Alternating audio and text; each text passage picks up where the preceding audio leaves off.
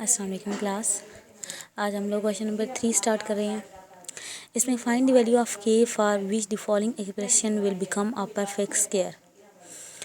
It's mean कि ये जो एक्सप्रेशन हमें दिए गए हैं ये परफेक्ट स्क्वायर बन सकते हैं, लेकिन उस वक्त जब के की कोई स्पेसिफिक वैल्यू यहाँ पे आती होगी। ये बिल्कुल पिछले चैप्टर 5th चैप्टर की तरह, जब हमें रूट दिए जाते थे, यानी x-3 दिया जाता था, x-2 दिया जाता था और बोला जाता था भी इसी तरह के एक्सप्रेशंस का वो रूट है।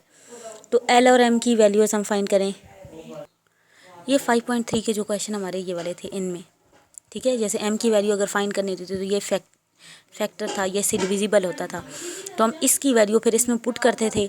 और अगर कोई फैक्टर उसका होता था, बताया गया है कि वो है उसका फैक्टर, तो p(x) का जो रिमाइंडर होता था उसको इक्वल टू 0 पुट कर देते और फिर हम उसको फर्दर सॉल्व करते थे। ये एग्जांपल एक चेक करें, इसमें हमें k की वैल्यू फाइंड करनी थी और ये इसका फैक्टर था। तो हमें ये एक्सप्रेशन जब इसको पुट किया तो ये एक्सप्रेशन मिला, तो बाद में इसको इक्वल टू 0 पुट करने के बाद k की वैल्यू निकाली। सेम अब इस एक्सरसाइज में जो हमारा है यहाँ पे, अब जो हम स्क्वायर रूट फाइंड कर रहे हैं, इसमें स्क्वायर रूट का सारा प्रोसीजर करेंगे ना, क्योंकि आपको पता है डिवीजन मेथड होता है हमारा इन क्वेश्चंस के मेथड में। तो इन क्वेश्चन में जब हमारा आखिर में कोई एक्सप्रेशन रह जाएगा, हालांकि हमारा रूट परफेक्ट स्क्वायर होने की वजह से वो इक्वल टू 0 होना चाहिए था, लेकिन आखिर में कोई चीज़ हमारे पास रिमाइंडर आ जाएगा, हम उसको इक्वल टू 0 पुट करेंगे तो हमें के की वैल्यू फाइंड होगी, या इन एक्सप्रेशन में एल और एम की जैसे वैल्यू फाइंड करनी है, ठीक है। इसी तरह ये लास्ट क्वेश्चन है, इसमें भी हमें एक एक्सप्रेशन मिलेगा। अब स्टार्ट करते हैं इन क्वेश्चन को। अच्छा, आज हम क्वेश्चन नंबर 3 का पार्ट 1 स्टार्ट कर रही हूँ। अब ये ऑलरेडी असेंडिंग ऑर्डर में मौजूद हैं, इसकी एक्स की पावर्स, ये लेट्स सपोज के जो ये कांस्टेंट है तो इसको रखा।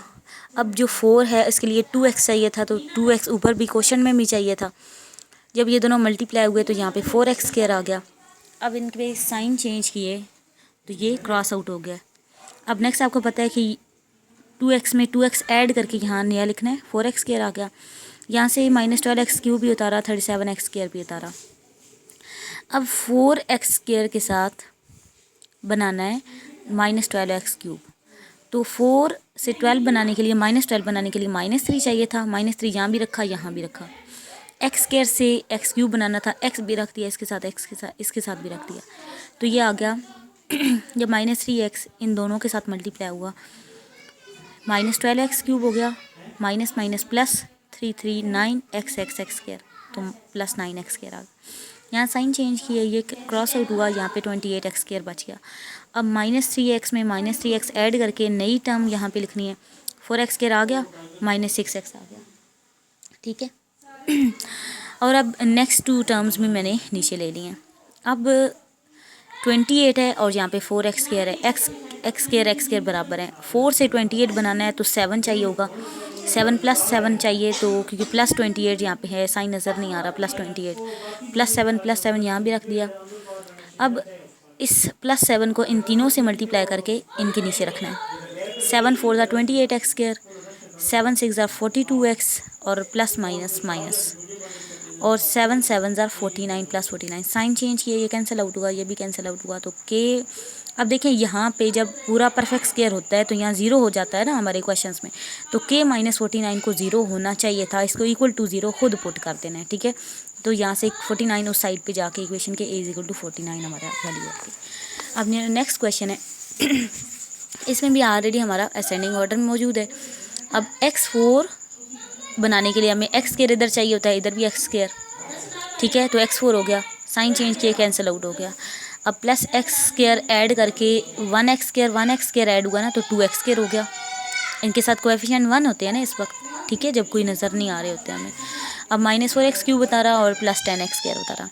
अब -4x³ बनाना है 2x स्क्वायर से, 2 ज़ा 4 होता है और माइनस का साइन चाहिए तो -2 रखा, और x स्क्वायर से x³ बनाना है तो x भी रख दिया। अब ये -2x इधर रखा है ना, तो हमें यहाँ भी रखना होता है, आपको पता है। अब -2x को इस पूरे टर्म से मल्टीप्लाई करके इधर रखना है, -2x × 2x square -4x³ -2x plus 4x square.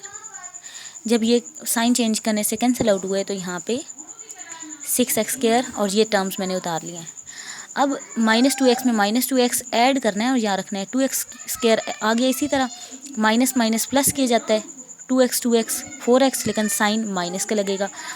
अब 2x स्क्वायर को यहाँ पे मुझे बनाना है 6x स्क्वायर, x स्क्वायर है, सिर्फ 2 को 6 बनाना है, तो 2 3 6 होता है, और प्लस साइन चाहिए तो +3 रखा यहाँ भी और यहाँ भी रख दिया। अब इस +3 को इन तीनों टर्म से मल्टीप्लाई करके इसके नीचे रख देना है, 3 2 6x स्क्वायर, 3 4 -12x, 3 3 +9। ठीक है, साइन चेंज किए। अब पहली और आखिरी टर्म्स कैंसिल आउट हुए हैं, तो -kx -12x = 0। अब -kx + 12 भी तो = 0 होना चाहिए था, क्योंकि परफेक्ट स्क्वायर है। हमने इसको = 0 पुट किया, -kx उस साइड पे गया, kx हो गया, और साइन पॉजिटिव आ गया, इसके साथ साइन इन्वर्ट हो गया। अब x नहीं चाहिए हमें, सिर्फ k की वैल्यू चाहिए, इन टर्म्स ऑफ x नहीं चाहिए थी, यानी सिर्फ k हमें चाहिए था। तो x को हटाना है, तो मैं इसके नीचे आके डिवाइड करती हूँ, x और x कैंसिल आउट हुए, तो k = 12 हमारा आंसर आ गया। क्वेश्चन नंबर 4 में अब सेम सिचुएशन होनी है, लेकिन l और m की वैल्यूज़ फाइंड करनी है। अब जो सेकंड पार्ट मैं आपको करवा रही हूँ, इसमें देखें, यह असेंडिंग ऑर्डर में ऑलरेडी है, अरेंज करने की ज़रूरत नहीं थी। तो 49x4 सबसे पहले बनाना है। 49 बनाने के लिए 7 7,49 होता है, और x4 बनाने के लिए x स्क्वायर चाहिए था, तो प्लस माइनस करने से कैंसिल आउट होगा। इसमें +7x² ऐड किया तो 14x² आ गया। अब -70x³ और 109x² उतार लिया नीचे। अब 14x² से बनाना है -70x³, ऐसी बात है ना। अब 14 से -70 बनता है -5 से मल्टीप्लाई करने से, 14 × -5 -70 होता है। x² से x³ बनाना है, तो एक x भी साथ रख दें। अब -5 यहाँ रखा है ना, तो वो यहाँ भी रखना होगा, यहाँ भी रख दिया। अब -5x से इस पूरी टर्म को मल्टीप्लाई करके यहाँ रख दिया, -5x × 14x² -70x³ -5x × -5x + 25x²। ठीक है, ये कैंसिल आउट हुए और इन दोनों को सब्ट्रैक्ट किया है हमने, तो 84x² और ये टर्म्स उतार ली। ठीक है, अब हम पता है कि -5x में -5x ऐड करके नेक्स्ट एक्सप्रेशन हमने बनाना है। 14x² आ गया, और -5 -5x -10x।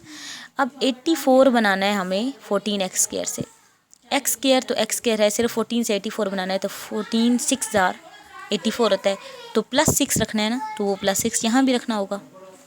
अब ये 84x² आ गया, और जब 6 -10 से मल्टीप्लाई हुआ तो -60x आ गया, और 6 से मल्टीप्लाई हुआ तो +36।